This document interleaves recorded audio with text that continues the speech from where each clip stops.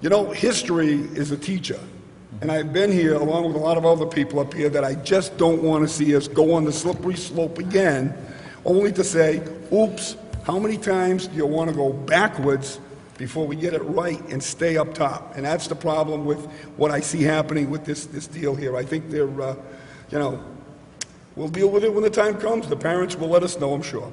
Thank you. My name is Scott Lazo. I am seeking a term on the Southbridge School Committee for many reasons. One of the biggest reasons is to provide experience and knowledgeable history of where we were, where we are, and where we're headed. You're not going to hear any personal attacks from me on anybody or fictitious bullying or anything like that. We have enough of that in Southbridge politics. I have to rise above this because the truth, the facts, the experience. I'm in the boardroom over the years through the building committee, and I know that we studied a building for 10 years on how to use it, why it was designed the way it is. And we don't have a lot of experience. We have good school committee members that work hard. But I think when you have a school committee with the longest term, a year and 3/4, it's short on experience, it's short on history. So I'm not going to play the blame game. I will not, as a committee member, step into the mudslinging as we've already started here tonight.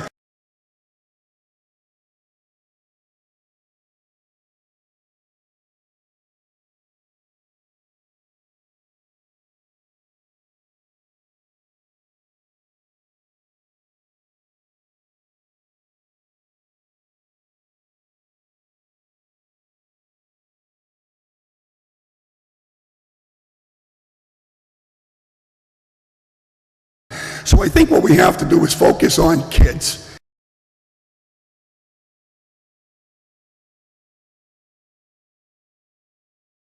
We've got Cervani here in VB down our Beacon Hill studio. Some real problems going on in Pop Warner, particularly between two towns in a game that was played between Southbridge and Tantascwa. Kids between 10, 11, and 12 years old, which I think could be a C or a B team game, were involved in a game. 5 concussions reported. The score was 52-0. Southbridge really dominated the game. But both teams, it really got ugly between both teams and the coaching staffs. Those kids who got concussions, the game continued. The score was 52-0. The players who got hurt obviously have not been able to play since then. There was a meeting among the Pop Warner officials. They've decided to suspend the coaches. They suspended the officials for not having control of the game. They suspended some league officials here as well. Here's something really telling about this, you guys, and this is coming from the Worcester Telegram and Gazette. Coaches, apparently, there's no love lost here. The coach of Tantascwa says that Southbridge had scouted his team in a previous game and sought to injure their top players so they could run up the score. The other coach countered and said that the coaching staff at Tantascwa is totally incompetent, and that's the reason their kids got their injuries. You know what? What was the score again? You said 52-0, I believe. Yeah. There is a rule for Pop Warner that if it's a 28-point gap, that they do something. It's like they mercy stop the game, essentially. Well, they don't stop the game, but they change. You can't pass. You got to run the ball up the middle. The clock keeps running. There are things to keep the game from getting out of control. But that was after one quarter, if I read that article correctly. 50-something after 1 quarter. This is clearly a mismatch. And you have to do something about that right off the bat. And also, we talked about both coaches being suspended or taken away. Did you also read that the presidents of the leagues that were competing against each other happened to be both the wives of the coaches that were playing? Yeah. So you wonder if they suspended one. Well, I'm just going to suspend yours then at the same time. Not sure if that's exactly what happened, but this just totally reeks, doesn't it? The refs kicked out, too. They're done. There's 3 of them. They should be. They had to have some sort of control. They sound like replacement Pop Warner refs, what they were doing. First of all, scouting and Pop Warner, that should be banned, period. Second of all, the Tantascwa coach has been seen videotaping games since this one, which is on the 15th. How much videoing do you need to do for a Pop Warner game? Third of all, Southbridge, take down the "Are you tough enough" slogan on the Pop Warner website. This is Pop Warner we're talking about, okay? You're not in the NFL, so knock it off. Yeah, some of the kids ended up missing school. One of the kids who was injured couldn't even go back and play. I guess some of the other ones have since been able to get back on the field. I guess with all the kids they had injured, they dropped below the 16-player minimum that you need to have, Yeah. but they continue playing anyway. At that point, you say, we don't have enough guys here. We can't continue playing. And even at some point, it's okay to say, you know what, my kids are getting killed here. We've got 5 guys with concussions. We don't think this is a safe environment for our kids to continue to play. But then it goes to, well, you know what, this is football, and that's the way it's supposed to be. That mindset it has to be done away with now, especially with kids at this level. Yeah, age 10, 11, 12, and I guess some parents were upset. They were saying, you know, only Southbridge should have been punished as far as the officials go because they were the ones doing the crushing, I guess. But everybody should have pulled those kids out of the game when you see that big of a gap and that many kids just dropping. 5 kids. Right, my 12-year-old has been just begging to play Pop Warner, and he plays the NFL flag football league and has a blast with that. Yeah, that's good. He threw 7 touchdowns last week in a game. Yay for him. But that's beside the point. The fact is, he could throw a lot better than me. And the second fact is that we're just not ready to put him into a league where he can get injured like that and get hit in the head. My oldest son didn't play until he got to high school, and he's doing just fine. But this guy really wants to play, so it's something I've been toying with. But you hear a story like this, and who wants to put their child in a situation where they could be treated like this, really, by adults and thrown into a very dangerous situation? Well, you wonder where they get it, but then you're watching the Pats-Jets yesterday. There's Sean Green, who was clearly out on his feet at one point. And then they go into overtime, and there's Sean Green getting whacked in the head again. What was Rex Ryan thinking putting him back in the game? And you wonder where this mentality of, are you tough enough, Southbridge, Pop Warner, comes from. And that's where it comes from. You see it in the NFL. We keep hearing they're getting tough on this stuff. But Rex Ryan put the guy right back in who clearly had a head issue. I mean, so it goes at all levels. It's just shocking that it's at this level, if you know what I mean. So fair punishment, you think, guys, that these coaches I think more. were... I think they've got to be suspended for, I think we need forever? to, if these guys should be in a position to influence young athletes going down the road, not only just this year. Yeah, but they're beyond. done for the season. They're on probation for next year, as are the presidents of the league, the local league that were the wives. They were actually watching the game, so they're on probation as well. The guys who study this over at BU and the big brain center they have over there, they're putting forth the idea that there's no tackle football for kids before the age of 14. I guess 14 is kind of the magic number where kids' brains develop. And before that, Kevin, they say let them play flag football like your son does, and then you can start the tackling when they hit 14. When you hear stories like this, you start to wonder if maybe that doesn't make sense. You can't have Pop Warner kids missing school as a result of concussions, and 3 of these kids are doing that. It's crazy.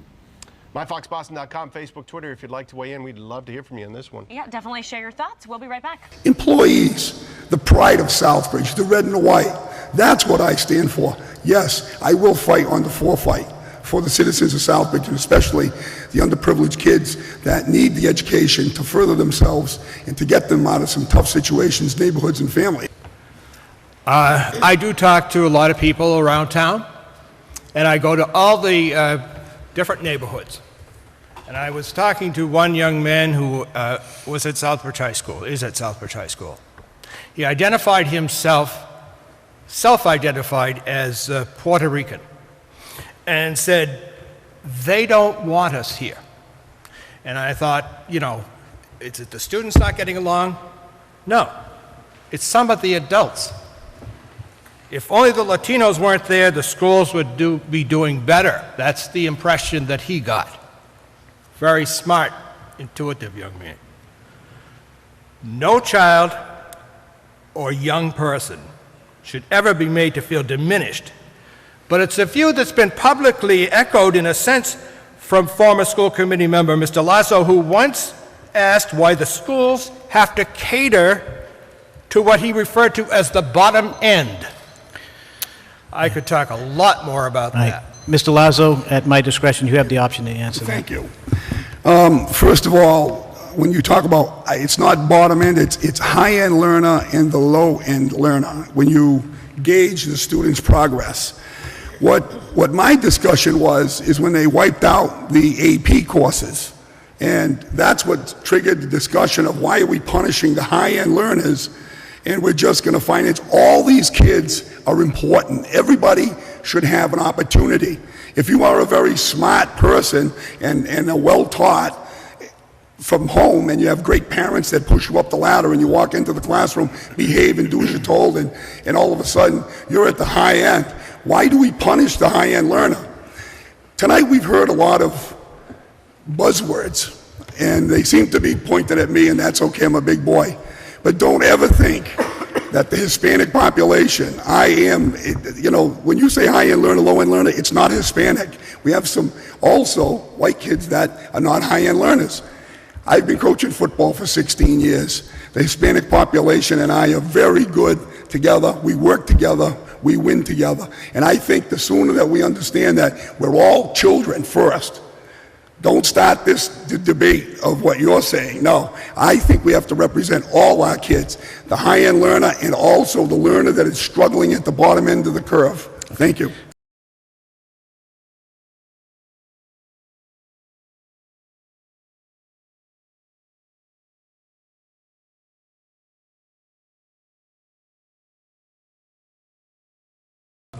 Under new business, I'd like to just bring up, it came to my attention that we're going to be discontinuing our express line at the high school. I was a little upset with it. As I heard, someone said we were discriminating against the free lunch program by having the express line. And I thought we were discriminating against the people that use the express line. So I, as a school committee member, just want to show my discontent towards that move, that I think it's incorrect. Not only for the kids and the quality of what we do up there, it's one of those things that we brought it up a step and we're dumbing it down again.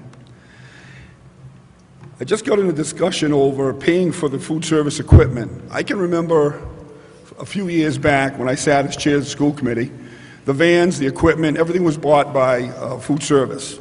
That's when they had a very powerful express line. Our express line on Friday will probably accumulate an income between $400 and $500 just on Friday.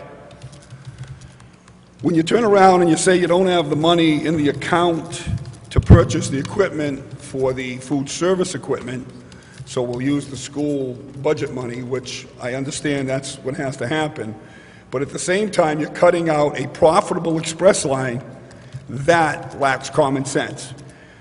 Now, I'm sure that I'm going to hear that, well, it's somebody else from out of town that's from the state said that we can't do this, we can do this. The less I see the state in our district, the happier I am. It seems like it runs smoother without the state, not with the state. So I don't know if it's a school committee decision or a food service decision or where this lands, but getting rid of the express line is just downright doesn't make sense. And I think that that's what we have to work with. Again, it's a step backwards. And I hope that our food service director at least has the ability to maintain what we have going into our new school and doing what we do up there. So, you know, it's just, again, taking away from the ones that do pay because of the ones that don't pay. And it's awfully disheartening as a citizen of Southbridge. And then we ask ourselves, what's wrong with Southbridge? Thank you.